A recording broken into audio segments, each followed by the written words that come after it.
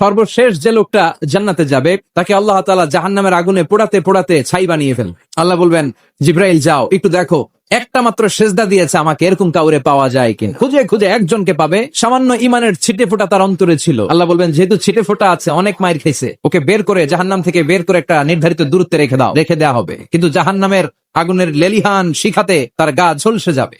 সে আল্লাহর ডেকে বলবে, মাবুদ তোমার কাছে আমি কিছু চাই না, শুধু নিরাপদ একটা দূরত্বে আমাকে রেখে আসো, যাতে জাহান্নামের আগুন আমারে কষ্ট দিতে না পারে।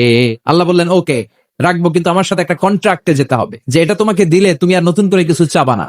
সে বলবে, আমি রাজি। কন্ট্রাক্ট হয়ে যাবে। আল্লাহ জিব্রাইল রে বলবেন, যাও এমন দূরত্বে রাখো যাতে জাহান্নামের আগুন ওরে কষ্ট না দেয়। রেখে আসা হবে। অনেকদিন সে ওখানে আনন্দে থাকবে। অনেকদিন থাকার পরে মনে মনে ভাববে, বাইসা তো গেছি, কিন্তু নতুন করে একটু ট্রাই করে দেখি। সে আল্লাহরে ডেকে বলবে, আল্লাহ আল্লাহ আগেই বলে রাখি, আমি কিন্তু জান্নাতে যেতে চাই না। আল্লাহ বলবেন, কি চাও? সে বলবে, আল্লাহ তোমার জান্নাতটা তুমি কত সুন্দর করে বানিয়েছো, আমি একটা নজর শুধু দেখতে চাই। জান্নাতের দরজার সামনে নিয়ে যদি আমারে বসিয়ে রাখো, দ্যাটস ইনাফ। শুধু জান্নাতের দরজার সামনে। আল্লাহ বললেন, তুই না ওয়াদা করেছিস, তুই না চুক্তি করেছিস। সে বলবে, আল্লাহ আমারে হতভাগা বানাইয়া তোমার কি লাভ, আমারে তুমি হতভাগা বানিও না। আল্লাহ বলে, ঠিক আছে, আবার সিগনেচার কর, যে জান্নাতের দরজার সামনে বসিয়ে দিলে আর কিছু চাবি না। সে সিগনেচার করে বলে, আমি চাবো না। আল্লাহ বললেন, জিব্রাইল বেচারারে ধরে জান্নাতের গেটের সামনে বসায় দে। এবার জান্নাতের গেটের সামনে বসে বসে জান্নাতের সৌন্দর্য দেখা শুরু করবে। সুবহানাল্লাহ। এমন সৌন্দর্য যেটা চোখ দিয়ে কেউ দেখে নাই, কান দিয়ে শোনে নাই। ওই সৌন্দর্য চোখে দেখে, কান দিয়ে আওয়াজ শুনে, মাগার ভোগ করতে পারে না। এবার আল্লাহরে বলবে, আল্লাহ ইনদি সুয়াল, আল্লাহ তুমি যদি কোনো বিষয়ে নতুন করে ডিসিশন নাও, তোমারে জিজ্ঞেস করার মতো কি কেউ আছে?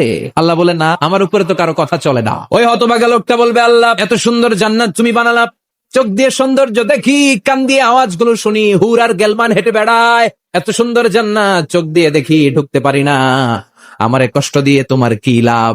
ও আল্লাহ, আমারে তুমি মাফ করে দাও, জান্নাতের চিপার মধ্যে এক কর্নারে তুমি একটু আমারে জায়গা করে দাও। আল্লাহ বলবেন, তোর চেয়ে বড় গাদ্দার আমি আমার সৃষ্টিকুলে কাউরে দেখি নাই, কারণ তুই আমার সাথে চুক্তি করিস আর চুক্তি ভঙ্গ করিস। আল্লাহর দয়া হয়ে যাবে, মায়া হয়ে যাবে। আল্লাহ বলবেন, ঠিক আছে, জান্নাতে যা। লোকটা এবার এক দৌড়ে জান্নাতের ভিতরে ঢুকে যাবে। লোকটার দৌড় দেখে আবার লোকটারে আল্লাহ ডেকে বলবে, একটু দাঁড়া, জান্নাত তো দিছি, তো দৌড় দিলি কেন? লোকটি বলবে, আল্লাহ এত চেষ্টার ফলে আমি আসতে পারছি, আবার যদি তুমি বাইর করে দাও, এই জন্য এক দৌড়ে এমন চিপার মধ্যে লুকামো যাতে তুমি আমার না দেখো।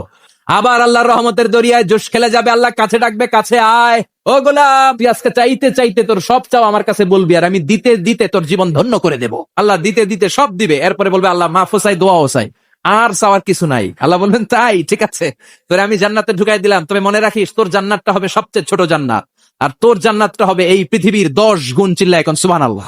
আজকের ভিডিওটি কেমন লাগলো অবশ্যই কমেন্ট করে জানাবেন এবং ফলো দিয়ে পাশে থাকবেন। আসসালামু আলাইকুম ওয়া রাহমাতুল্লাহ।